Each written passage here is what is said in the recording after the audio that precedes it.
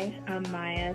Hello, my name is Renessa. This is my second time going to Belize. I feel like the reason why I keep going to Belize is because it's something that I just enjoy doing in general. I was a part of the 2022 Belize mission trip, and I am coming today to let you know how rewarding this trip was, how the ladies just embraced us, and the kids were just so excited to see us.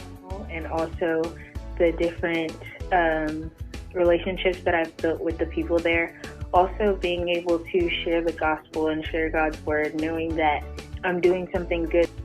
It has really warmed my heart, and I think everyone should experience this at least once in a lifetime. And if you can't go, sponsor someone else to go. It's a feeling that I can't even explain. Just to see the love and the care. The people just had such a love for God and for the people. It's just amazing. Everyone should go. Living Word Missions has been serving in Belize for many, many years.